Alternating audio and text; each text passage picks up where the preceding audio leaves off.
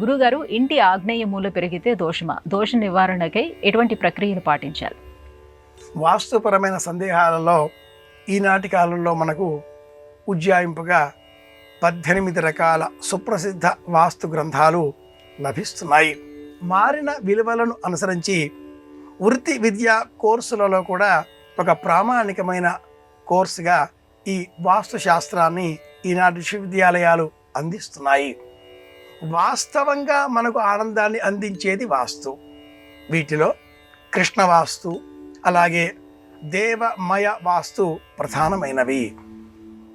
ఈ రెండింటిలో కూడా కృష్ణ వాస్తు అత్యంత ప్రాచీనమైనటువంటి గ్రంథం. ఇంటికి సంబంధించి దిక్కులు తూర్పు, ఆగ్నేయం, దక్షిణం, నైరుతి, పడమర, వాయవ్యం, ఉత్తరం, ఈశాన్యం. ఈ 8 దిక్కులలో ఏ వైపు కూడా పెరగకూడదు.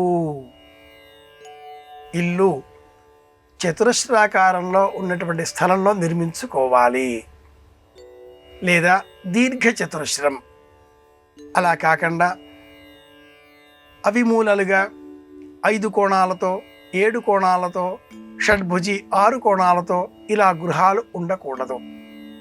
ఆగ్నేయం వైపు ఇంటికి సంబంధించిన స్థలం పెరిగినట్లయితే యజమానురాలికి అనారోగ్యం చేకూరే అవకాశం ఉంటుంది అంటుంది ఈ శాస్త్రం.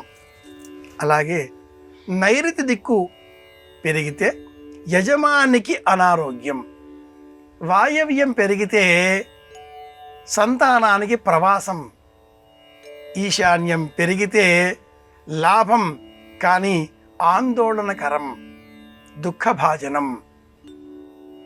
అలాగే ఈ ఆగ్నేయం, నైరుతి, వాయవ్యం, ఈశానం అనే భాగాలలో అలా కోణంగా పెరగడం, చతుష్కోణంగా పెరగడం, ఏటవాలుగా పెరగడం, శూర్పాకారం 4 కోణాలేనండి అంటారు. కానీ ఆ ఇల్లు చతురస్రాకారం కాకుండా చేట వలె పై భాగంలో 36, క్రింద 38 ఇలా పెరిగి కనిపించకుండా ఉంటుంది.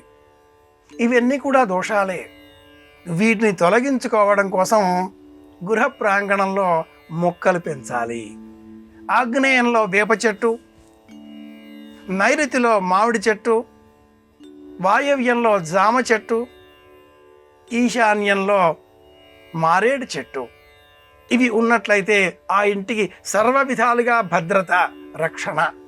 అయితే ఆగ్నేయంలో ఉండే వేప చెట్టు ఇంటికంటే కూడా మించి పెరగకుండా నియంత్రించడం మంచిది. ఆగ్నేయంలో భూమి పెరిగింది, ఇల్లు పెరిగింది అనే దోషాలు తొలగించుకోవడం కోసం ఈనాటి కాలంలో మనీ ప్లాంట్ కూడా పెంచవచ్చు అని తెలియజేస్తున్నారు. అది కూడా మంచి ఉపయోగకరమైనటువంటి పరిహారమే అవుతుంది.